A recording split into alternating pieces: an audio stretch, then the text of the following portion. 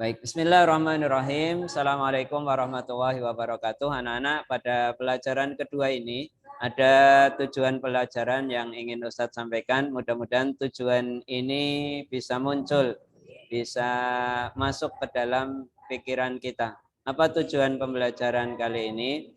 Yang pertama, diharapkan anak-anak setelah mengikuti pembelajaran ini, anak-anak memahami pengertian tauhid rububiyah. Setelah selesai pelajaran ini, anak-anak harus bisa ditanya apa tauhid rububiyah. Ya. Jadi setelah mengikuti pelajaran ini, anak-anak harus bisa menyebut pengertian tauhid rububiyah. Yang kedua, setelah mengikuti pelajaran ini, diharapkan anak-anak bisa menyebutkan dalil bahwa Allah adalah Rabb alam semesta. Kemudian yang ketiga, anak-anak dapat memahami penyimpangan terhadap tauhid rububiyah. Apa yang menjadikan kita dianggap syirik dalam hal rububiyahnya kepada Allah. Ini pelajaran tentang tauhid rububiyah. Baik, sekarang anak-anak perhatikan apa pengertian tauhid rububiyah. Tauhid rububiyah, kalau yang penting bisa dicatat ya. Apa pengertian tauhid rububiyah? Tauhid rububiyah ialah meyakini bahwa Allah adalah satu-satunya Rob. Apa tauhid rububiyah?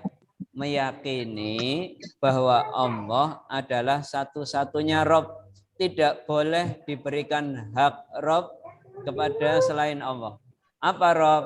Zat yang menciptakan, memiliki, memelihara, mengatur alam semesta, memberi rizki. Zat ini hanya ada pada Allah. Kita tidak boleh memberikan tandingan kepada Allah, kepada selain Allah.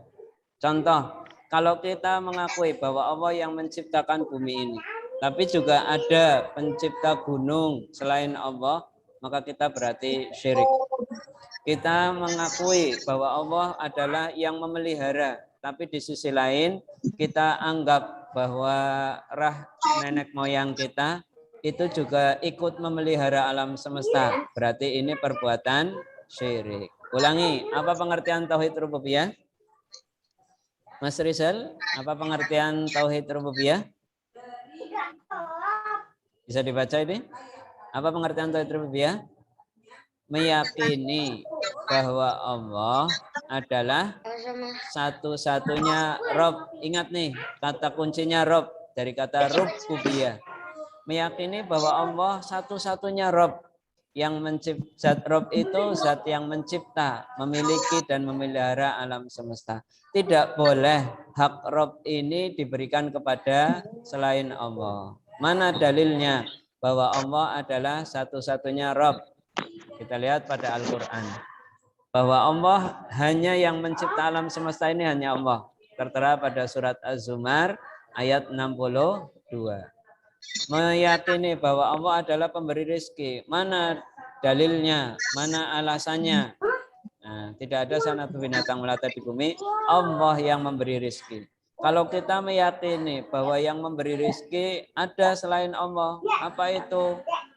Misalkan keris atau misalkan cincin ini bisa mendatangkan rezeki, berarti kita telah syirik karena yang mendatangkan rezeki hanya siapa?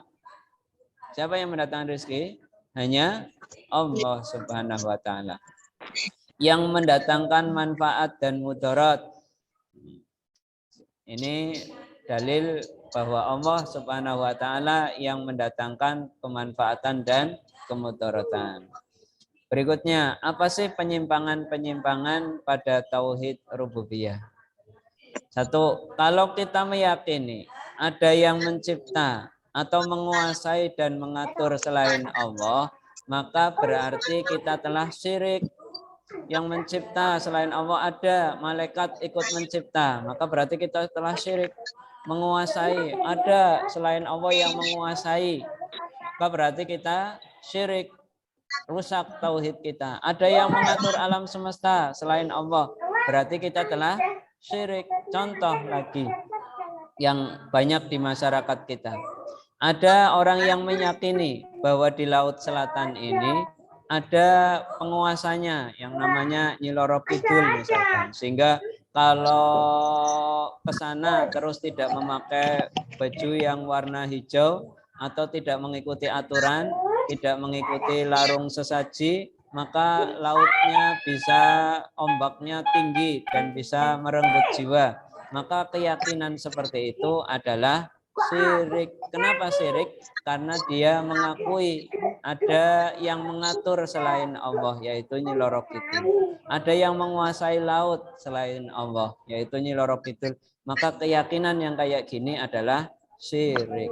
Paham anak-anak? Kita meyakini ada penguasa laut yang harus dikasih sedekah laut. Kalau tidak dikasih sedekah laut, nanti lautnya tidak mendatangkan rizki. Nanti lautnya bisa marah, bisa muncul badai. Maka keyakinan yang seperti itu merusak tauhid rububiyah kita. Atau dalam keyakinan masyarakat kita, meyakini ada yang mengatur dan melimpahkan hasil panen yang bernama Dewi Sri misalkan. Ini sering muncul di desa-desa. Bahwa yang mengatur panen Dewi Sri. Makanya sehabis panen harus mengadakan sesajian, harus mengadakan syukuran untuk Dewi Sri. Harus ada sesajian yang lengkap untuk Dewi Sri. Maka keyakinan yang seperti ini adalah syirik. Yang mengatur alam semesta, yang menguasai alam semesta, itu siapa? Hanya Allah. Maka inilah bentuk-bentuk kesyirikan pada tauhid rububiyah. Sampai di sini bisa dipahami enggak anak-anak? Bisa dipahami? Bisa. Ya. Bisa. Jadi intinya ketika kita meyakini bahwa ada yang mengatur, ada yang mencipta selain Allah, maka berarti kita telah berbuat kesyirikan. Ya. Jadi yang mengatur, mencipta, memelihara hanya Allah. Karenanya yang wajib kita ibadahi, yang wajib kita syukuri hanya siapa? Allah. Inilah pengertian tauhid rububiyah.